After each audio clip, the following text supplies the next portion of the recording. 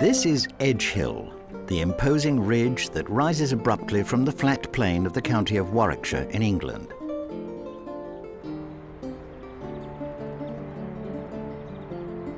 It was from these slopes in October 1642 that the forces of King Charles I descended to fight the parliamentarian army of the Earl of Essex, bringing a shattering end to more than 130 years of peace.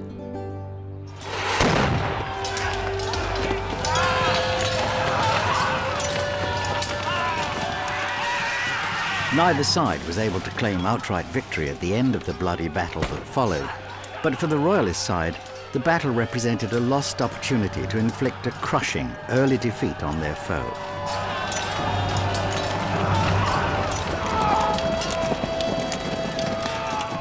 Foreshadowing events to come, the ill-disciplined Royalist cavalry absented itself from the field of Edgehill at a crucial stage of the battle, and by the time they returned, they were too late to influence its outcome. The king lived not only to regret the cavalry's mistake, but to see it repeated later in the war.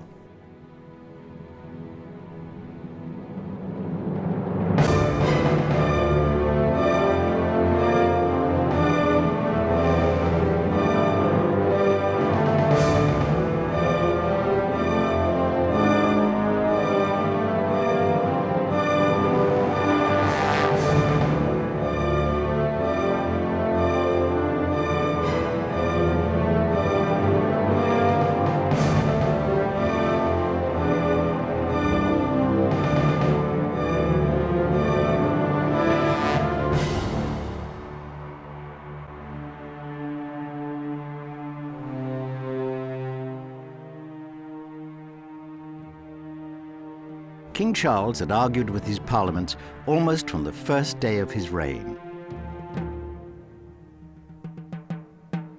As year followed year and the position of both sides became more and more entrenched, the prospect of a peaceful solution to the nation's problems became increasingly remote. By early 1642, Charles was faced with the outright hostility of the Commons and the people of London, and was forced to flee to York in the north of England. This means that London is conceded. The king gives up London to Parliament.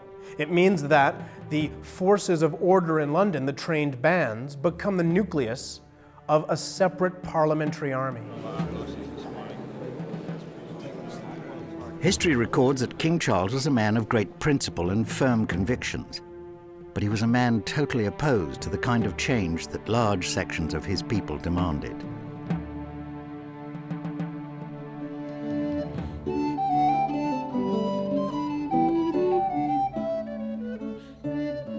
Charles was only the second king to sit on the combined throne of Scotland and England, which, although they shared a monarch, were still separate countries in every legal and economic sense.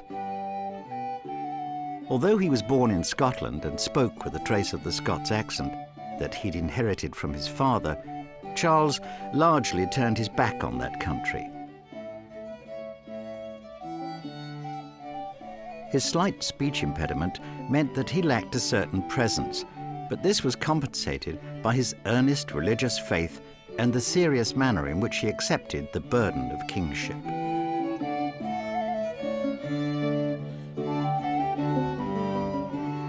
The king was studious, dedicated, and absolutely resolute in any cause in which he firmly believed. He was particularly staunch in his desire to uphold the ancient laws and structures of England, but as he interpreted them. King Charles once famously outlined his own inflexible views on the role of the monarch.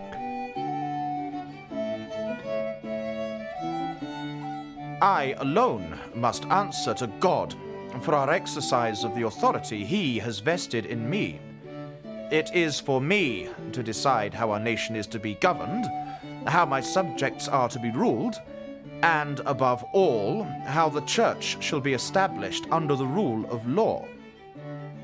These are the divine rights of kings and are ordained by the Almighty. It is not the place of the subject to question the royal prerogative.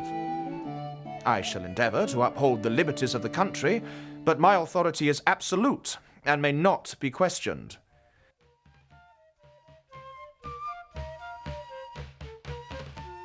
On St. George's Day, 1642, the king tried to seize arms and ammunition stored at nearby Hull, but was denied entry to the town by Sir John Hotham. Although he was desperately short of weapons, Charles spent the next 4 months gathering the beginnings of an army until, in August 1642, he felt in a strong enough position to raise his standard at Nottingham. At last, the genteel pretences were cast aside. The English Civil War had begun in earnest.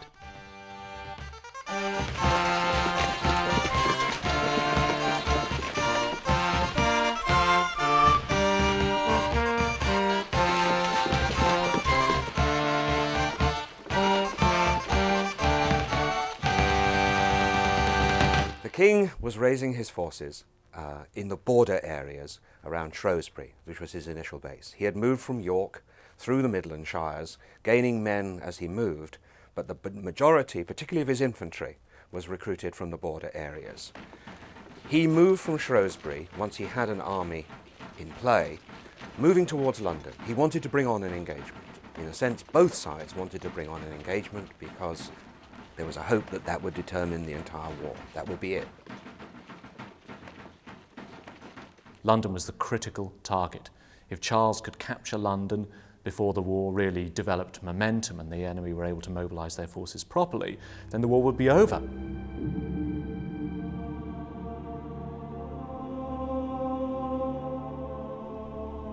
For the parliamentary side, it was vital that the king's forces should be prevented from reaching London. The man entrusted with this task was 51-year-old Robert Devereux, the 3rd Earl of Essex. The Earl of Essex was undoubtedly an extremely brave man. I mean, it's notorious that he took his coffin along in this campaign, as much as to say, lads, it's death or glory.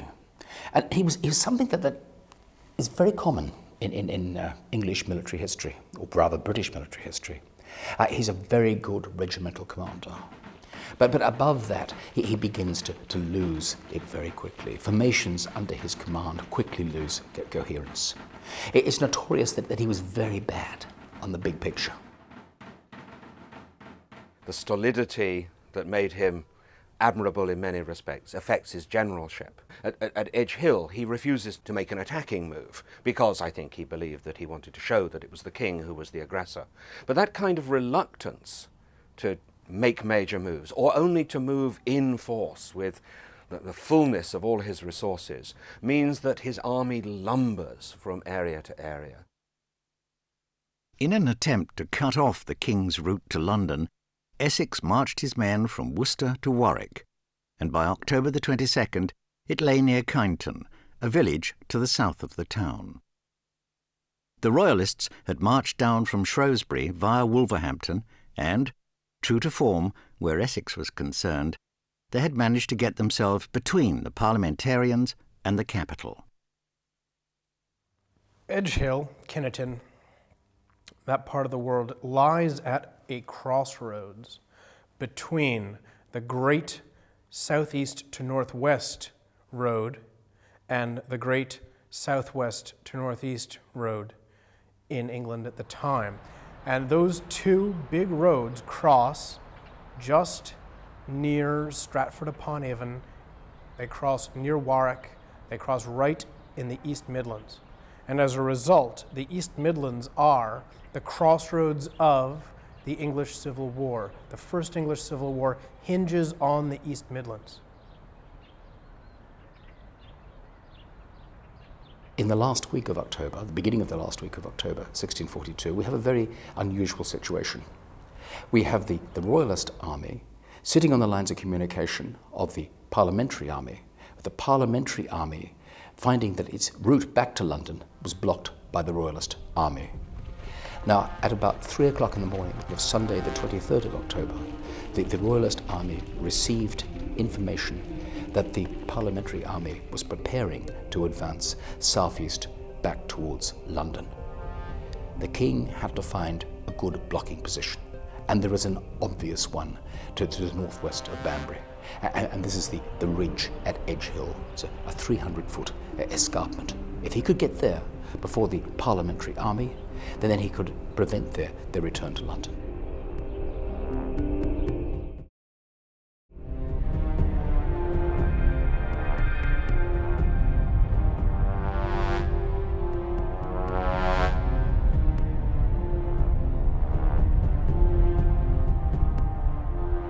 The Royalist army formed up on the steep slope of Edgehill, facing away from the village of Radway and overlooking the parliamentary forces on the plain below.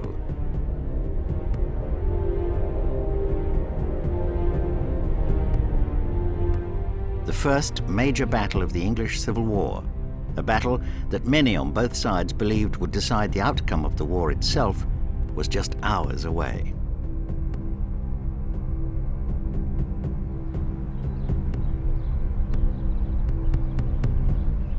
In 1642, when the First Civil War starts, nobody knows that this is year one of the 4-year First English Civil War. So nobody in England is prepared economically, politically, militarily to fight a long civil war. The two sides at Edgehill were roughly equivalent. Both sides deployed about 14,000 men. Of these, the majority were infantry, about a total of 20,000 altogether, with about 2,500 cavalry on each side. But these were very raw troops. Although some of the officers, and indeed some of the personnel, had experience of war either against the Scots relatively recently or on the continent in the previous couple of decades, there were very few people at Edgehill who considered themselves expert soldiers. The standards of training, given that this was so early in the war and the troops were rawly raised, were very low. The quality of the weapons on both sides was not particularly sophisticated, and indeed some of the Royalist forces even took the field armed with nothing more than pitchforks, agricultural implements of various kinds, or even cudgels.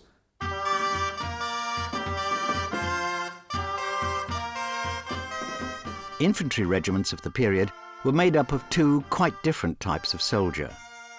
These were musketeers and pikemen.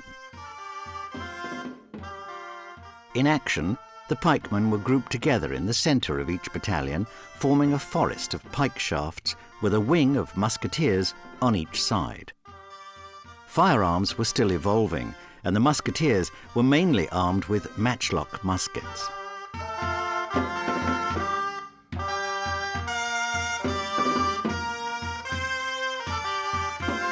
An experienced soldier could load and fire within 30 seconds, but there were few of these when the war began.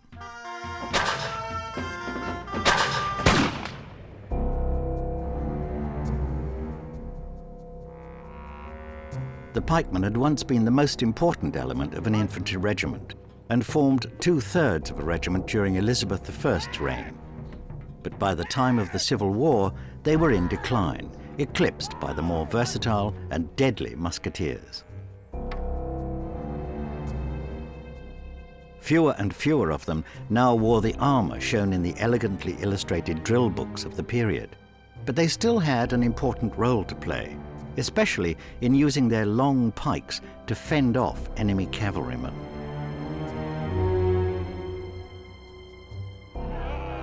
They could also deliver a decisive blow by moving forward with their pikes levelled at the charge. For usually, the threat of coming to grips with the pike was enough to cause one side or the other to break and run.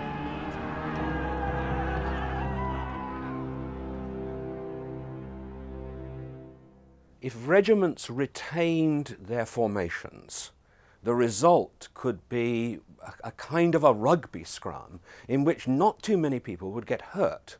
There are incidents in the battle where Royalist and Parliamentary regiments come to push of pike. Neither gives way, nothing happens, And so they both retreat 4 or 5 paces and just fire their muskets at one another. The musket is a devastating weapon in terms of individual injuries in this period. If a regiment broke, then it becomes formidable. Then you begin to see the butcher's bill of dead and wounded.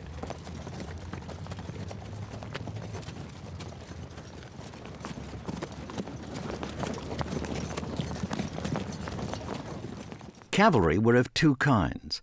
The heavy cuirassiers, clad in armour from head to toe like medieval knights, and light cavalrymen called harquebusiers, who wore only a breastplate or a heavy buff leather coat.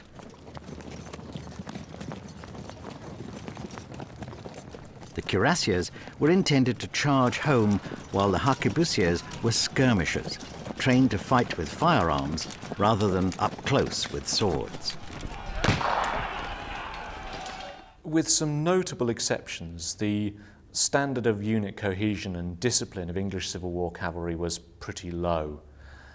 It's worth bearing in mind that until 1642 there were almost no trained bodies of cavalry anywhere within the British Isles.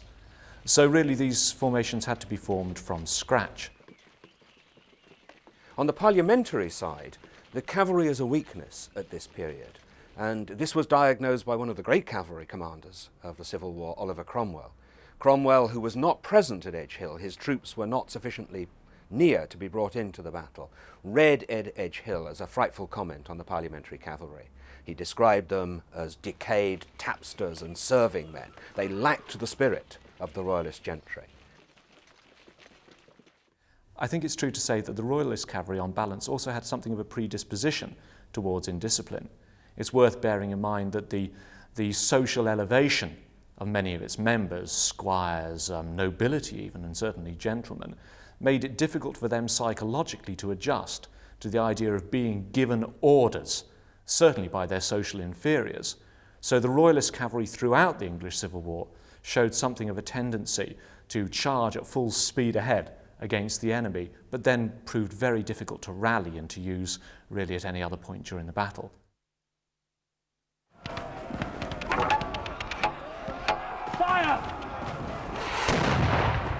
Artillery, though invaluable in sieges, seldom played a decisive role in pitched battles, since cannon were generally too heavy to move easily and too slow to reload.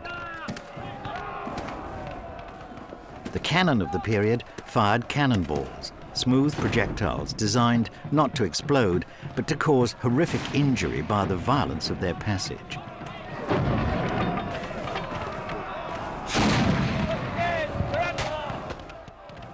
Those unfortunate enough to find themselves in the path of a cannonball often had arms or legs torn off as the deadly missile passed through massed ranks of men.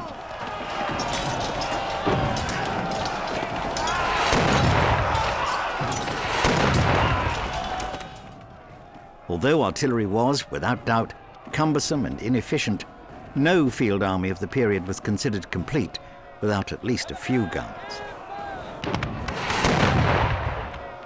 The king, by leaving London, had abandoned the Tower of London, and that was traditionally where most of the artillery in England was kept.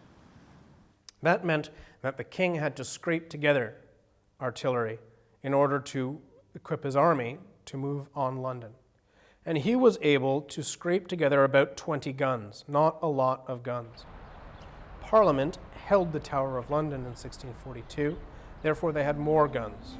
And at least 30 at Edgehill, maybe more. Some people suggest he had almost 40 guns at Edgehill. Unable to tempt the parliamentarians to attack their favourable positions on the hill, the king's men moved down onto the forward slope towards Kyneton.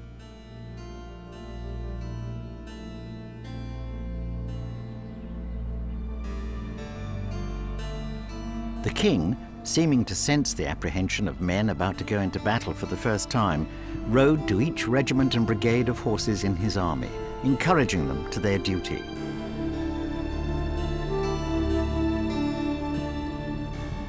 These stirring words from the supposedly less than charismatic Charles certainly had the desired effect. Enormous cheers began to ring around the royalist army.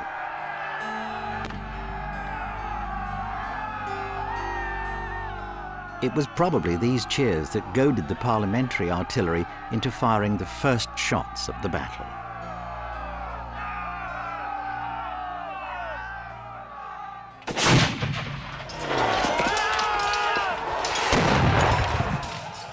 Curiously enough, the name of the very first casualty of the Battle of Edgehill is recorded. The unfortunate man was Lieutenant Francis Bowles of Fielding's regiment, who was struck down as he stood near the centre of the Royalist line. On the face of it, one would have assumed that the Royalist gunners would have had the advantage. They, after all, were on ground which is slightly higher than the parliamentary ground. But what tended to happen is that their balls, their cannonballs, actually ploughed into furrowed fields. When the parliamentary guns fired, their cannonballs actually ricocheted and they carried on up the hill. And in some cases, they penetrated right through the Royalist lines and almost reached the Royalist gun line.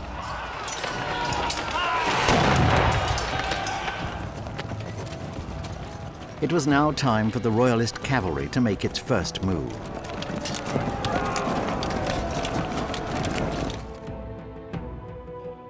The cavalry was under the command of Prince Rupert of the Rhine, the king's dashing and energetic nephew.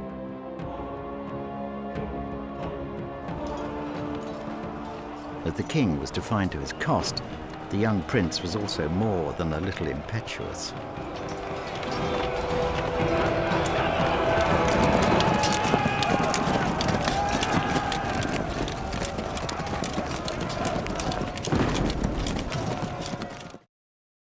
He doesn't take orders easily. He likes to be in charge of his own cavalry, and at Edgehill there is a conflict over the organisation of the Royalist army, in which Rupert plays a role. Rather than taking orders from his general, he supports an alternative formation for the Royalist army initially, and the Earl of Lindsey, the Royalist commander-in-chief, sulks in consequence of that. But this is not untypical of Rupert. He likes to have his own way of doing things. He doesn't take orders. He is a prince of the blood, after all. In terms, of course, of his cavalry, he never, I think, sufficiently disciplines them. In effect, what it meant was that the cavalry were not part of the battle plan. It meant that the cavalry operated independently of the infantry and the artillery, and there was none of the synergy that might have been gained if they'd been used differently.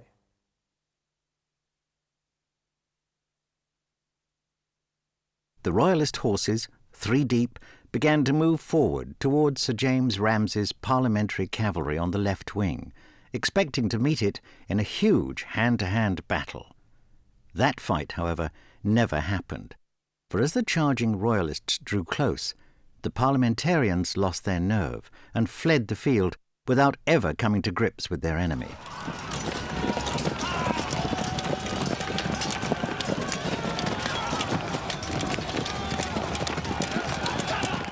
The initial charge of the Royalist cavalry puts to flight the parliamentary cavalry. Parliamentary cavalry had been expecting a kind of a carousel that the Royalists would actually ride up to within pistol shot and then open fire and then withdraw to reload their pistols. They weren't expecting this massive cavalry riding knee to knee to come lunging at them. This was Rupert's contribution to the cavalry. And of course, when they see this coming, they turn and they run. Their task was not made any easier when Sir Faithful Fortescue and his men changed sides and began to attack their erstwhile comrades, although it's doubtful whether even this made much difference.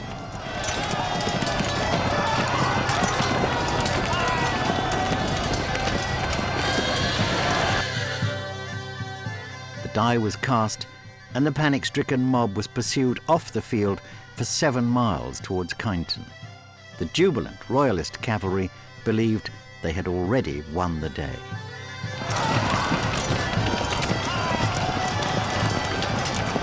Only the regiment of foot of Denzil Hollis was able to offer any kind of resistance to the rampant Royalist cavalry on the parliamentary left wing. Despite the exhortations of Prince Rupert, the Royalist horses swept on towards Kyneton, where they found the carts and wagons of Essex's army.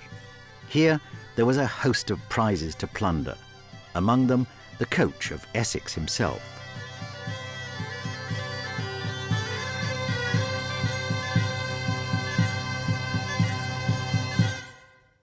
Meanwhile, on the battlefield, there were more troubles for the parliamentary side, as Lord Wilmot on the Royalist left wing easily swept Lord Fielding's cavalry from the field. The foot regiment of Sir William Fairfax also broke and ran, none faster or with more purpose than Lieutenant Thomas Whitney, who found a horse and didn't stop riding until he reached London. Here too, though, the triumphant Royalists lost their discipline and made their way off the field, away from the main fighting, towards Kyneton. When the Royalist cavalry on both wings of the Edgehill battlefield essentially disappeared from the battlefield, heading off in the direction of Kyneton to wipe out the fleeing parliamentarian foot and cavalry, really the chances of the Royalists winning a decisive victory began to evaporate. Although something like 10,000 Royalist foot remained on the battlefield, they were still up against 6,000 or 7,000 parliamentarian foot, many of whom were reasonably well motivated and determined to fight, but more importantly, they were also up against a small but capable parliamentarian cavalry reserve. And as the battle developed and that parliamentarian reserve was committed into the battle, the Royalists had nothing equivalent that they could throw at the parliamentarians. If the Royalist cavalry, if even one wing of the Royalist cavalry, Rupert on the right, or the left wing of the cavalry, had behaved as Cromwell's cavalry behaved at Marston Moor or Naseby, there would have been a total victory for the Royalists. The parliamentary infantry would have found themselves engaged in the front by Royalist infantry, approximately equal in number to them, and then, as the Royalists found themselves attacked from the flank and the rear by cavalry, they would almost certainly have broken under that kind of pressure.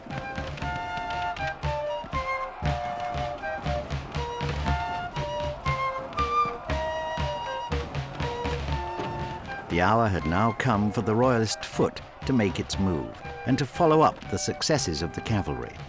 Sir Jacob Astley, at the head of the Royalist troops, knelt and made one of English history's most famous prayers. O Lord, thou knowest how busy I must be this day. If I forget thee, do not thou forget me.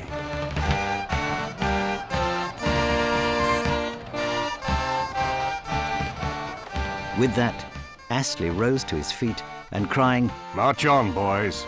He led forward the Royalist foot.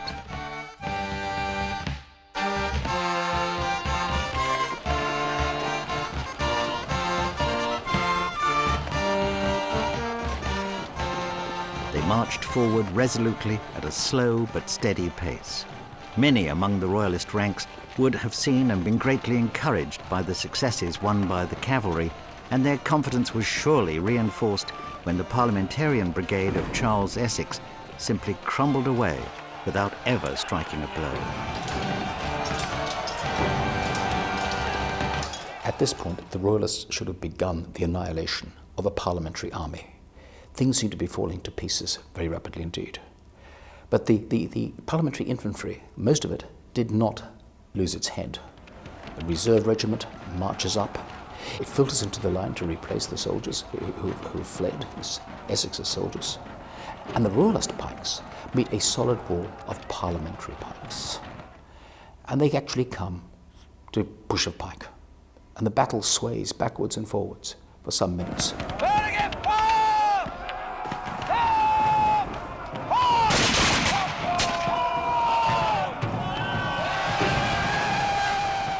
The Royalist Clarendon, in the thick of the fighting, later described the dreadful melee in the centre of the Royalist line. The foot of both sides stood their ground with great courage. They kept their ranks. The execution was great on both sides, but much greater on the Earl of Essex's party.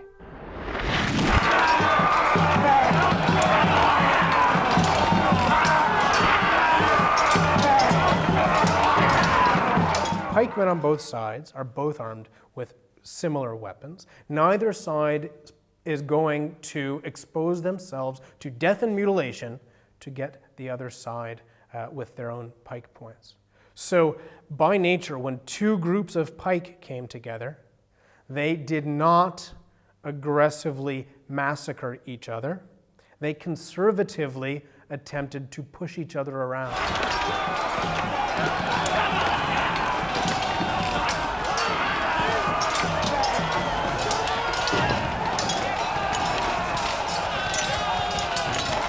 Meanwhile, the muskets could fire at the pikemen. They could actually kill pikemen. So what you want to do in close combat is you want to take your pikes, use them to protect your own muskets, while your muskets do the killing, and while your artillery does the killing.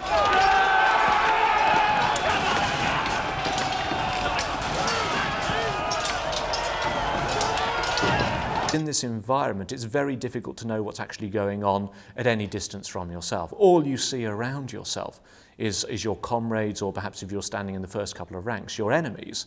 You really are standing chest to chest and shoulder to shoulder with your friends and with your opponents. So this would have been close quarter bludgeoning, jabbing, slashing, extremely unpleasant. Of course, the musketeers, of which there were roughly equivalent numbers to the pikemen at Edgehill, on some occasions would be able to reload their weapons and fire them at very close range, and the wounds that these large caliber weapons would have caused would have been extremely unpleasant and in many cases, of course, fatal.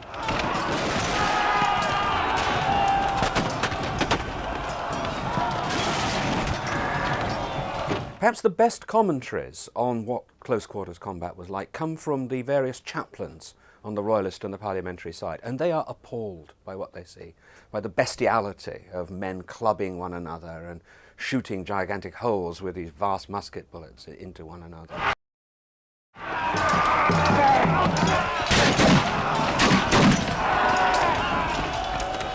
The 7 remaining parliamentary regiments were now engaged in mortal combat with 10,000 royalist foot soldiers. Despite the early signs, however, the royalist advance was gradually faltering as the hedgehogs of pikemen, flanked by supporting musketeers, struggled to push the parliamentarians back or to break through their lines.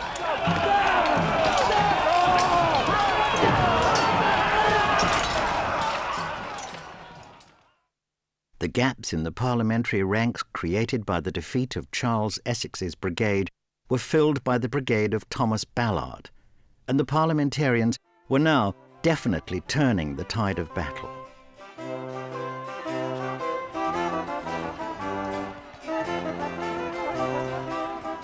It was now the turn of the few parliamentarian cavalrymen who had not fled the field to play a crucial role in the day's fighting. In that infantry battle, things are pretty much of a muchness, almost a standoff. But Balfour has held back some of his cavalry regiments, and these cavalry regiments then assail the royalist infantry regiments on the left flank.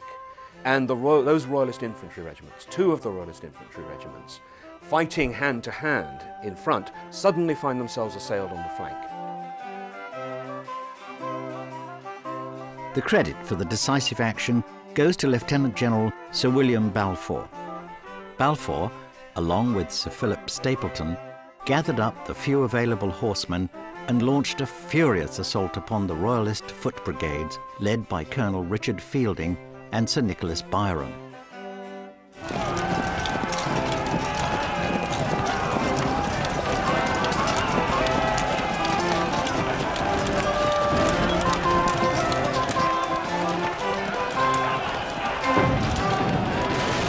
Balfour routed Fielding's brigade, who, in the face of the onslaught, threw down their weapons and ran away.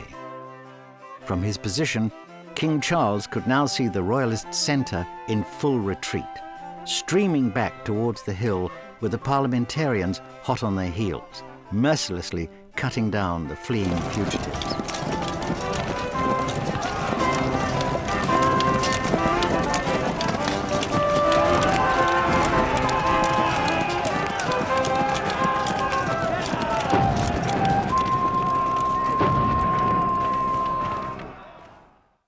Meanwhile, the King's Lifeguard was locked in combat with Constable's regiment, and it was here that one of the battle's most dramatic episodes occurred.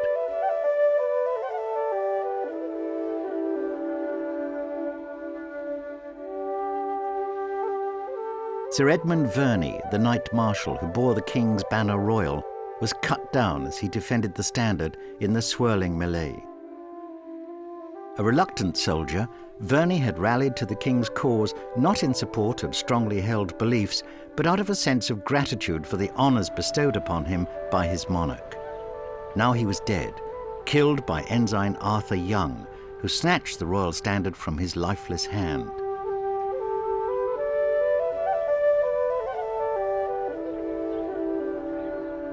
The parliamentarian triumph was short-lived, however. The royalist, Captain Smith, galloped up to retrieve the flag, crying, "Traitor, deliver the standard!" as he scattered the parliamentarian troops. Although he was badly wounded in the process, the heroic Smith returned the standard to the king's side. It had remained in parliamentarian hands for just 6 minutes.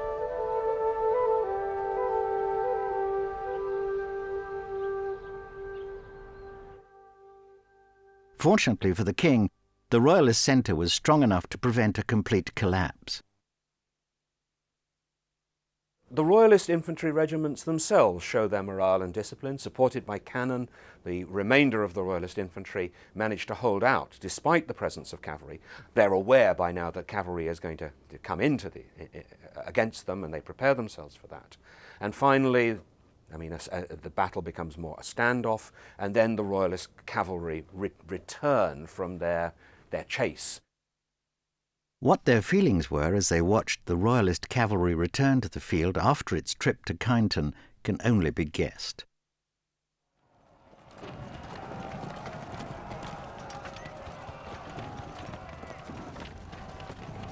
The king's cavalry had been absent from the field for virtually the entire battle.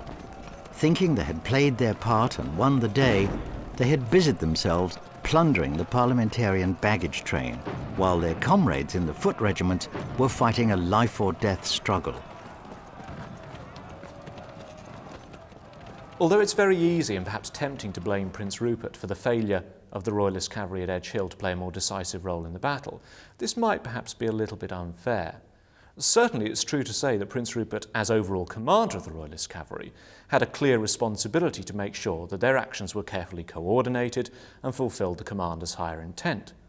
Having said this, it also seems to be the case that some of Prince Rupert's subordinates failed to behave themselves properly, if you like. Certainly the second line royalist cavalry failed, I think, to really do what they should have done at Edgehill. When the first waves or the first line of the royalist cavalry dashed forward and routed their opponents on both wings, it would have been far more effective had the second line of royalist cavalry waited, and then they would have been available to attack the parliamentarian infantry in the centre. Instead, on both wings, really it would seem on the volition of their commanders, certainly on the right, under Digby, the royalist cavalry simply dashed forward to pursue the already routed opponents from the field.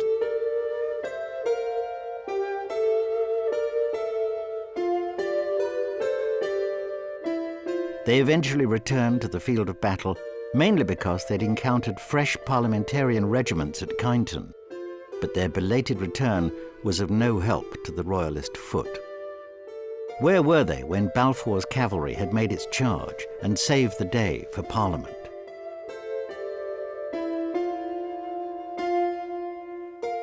The return of the royalist cavalry allowed the royalist right flank to be stabilised, because this was the area that looked as though it was going to be knocked in by parliamentary attacks. By the time that the royalists were able to dribble some of their cavalry back into the main scene of action at Edgehill, really the moment of decision had passed. The horses that were returning were exhausted. The units that were returning had no cohesion whatsoever. We're talking about small numbers or even individuals, rather than proper formed units returning to the field of battle.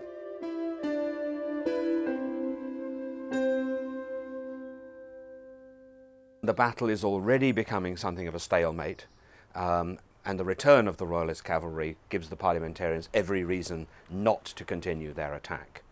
Perhaps again a more aggressive general than Essex, better in command of the whole range of his troops, might have seen that in fact the royalist cavalry didn't represent a serious threat, but they look pretty threatening, and in consequence the two sides slowly disengage.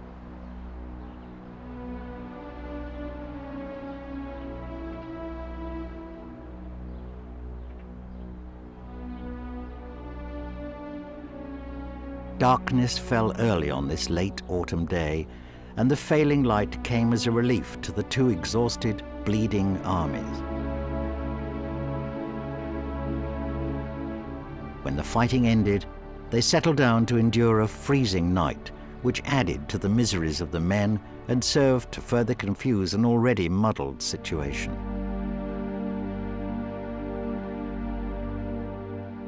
The fact was that, for all the ferocious fighting, neither side had won the day. There had been terrible loss of life. Some estimates put the dead at 1,500 on either side.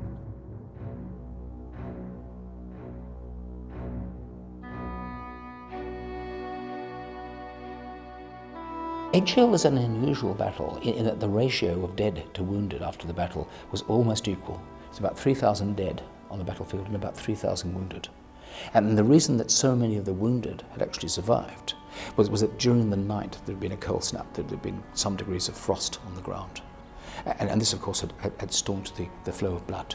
The blood had congealed, and so men who, under normal circumstances, would have died during the night were still alive the following morning.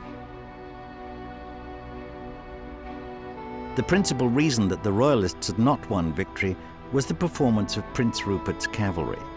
Had they kept their discipline and returned to the field, the Royalists would almost certainly have won the day. As it was, their shambolic pursuit of the parliamentarians and pointless raid upon the baggage train cost their side dear. With no cavalry to influence the fighting, the dogged parliamentarians managed to hold the Royalists to a draw, albeit at a fearful price. Like many of the battles of the English Civil War, Edgehill was a confused and relatively unsophisticated affair. Certainly with troops of the kind that both sides had at Edgehill, and with the weapons that they had, this was hardly surprising. The leadership was not good, the troops were untrained and undrilled for the most part, and anything other than confusion would have been exceptional, certainly extremely surprising. Indeed, it's also true to say that both sides had real opportunities to gain decisive victory, but again, with the lack of sophistication and the rather dubious quality of many of the commanders, and indeed the tensions within the command headquarters, if you like, on both sides, the fact that none of these opportunities were actually effectively exploited shouldn't come as any real surprise.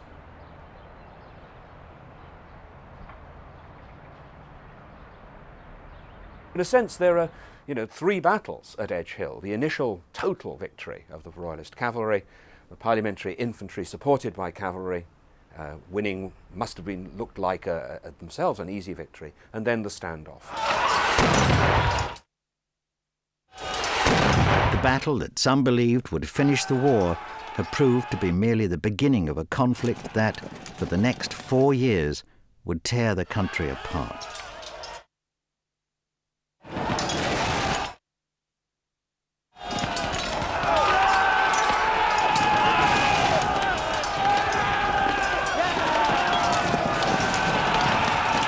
The Battle of Edgehill lasted just 4 hours. And it was the first major clash of the English Civil War. And up until that time, it had been a political crisis. After Edgehill, it's going to be no holds barred. The king actually offers Essex a pardon, and his parliamentary army a pardon after the battle. Essex refuses and says, no, we really won Edgehill. Both sides were caught up in the classical idea of victory. You look out at the battlefield and you see that one person has won and the other one has lost. So is Edgehill a decisive battle? It is not. It is an indecisive battle. It is a battle that does not win the war for either side. Does that mean it's not important? No. Because what's important about the Battle of Edgehill is that it is the first sign that comes to either side that says this war will not be short. This is not going to be won in one battle. Edgehill is the first intimation to both sides that this is not some war out of a book. This is modern war. This is the beginning of modern war. And they're in the middle of it, and it's going to go on for a good long time.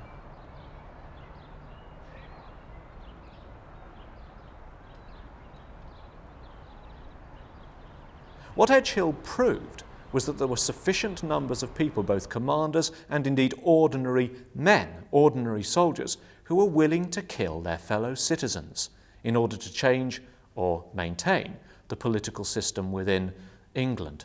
And this was really very important. As a statement of intent, Edgehill's significance was indeed great. After the bitterly cold night had passed, Essex abandoned the battlefield to the king and withdrew northwards to the safety of Warwick Castle, leaving the way clear for the king to march on London. The impetuous Rupert was all for making a dash with his cavalry to occupy the city before Essex could march there with the battered remains of his army. Not for the last time, the king prevaricated in the hope that a peaceful settlement could be reached, and the greatest opportunity of the war to capture the parliamentary stronghold was lost.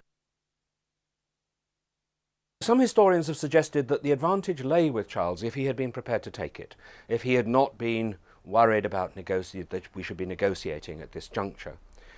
I think the truth of this matter is that Charles was in no position to press on to London. His troops had been badly mauled at Edgehill. He needed time to recuperate. A cavalry raid on London, which is what Rupert was proposing, would have been pretty useless. The problem for the king, in a sense, is always the strength of London. The parliamentarians who mustered at Turnham Green to defend London were too strong for the exhausted royalist army to meet in battle, and the king, reluctantly, withdrew to Oxford for the winter, there to establish his court.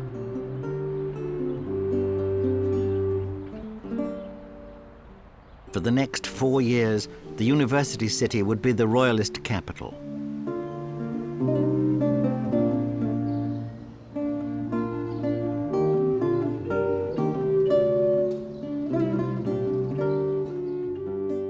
King Charles was never to reach London except as a prisoner of his enemies and to await his execution.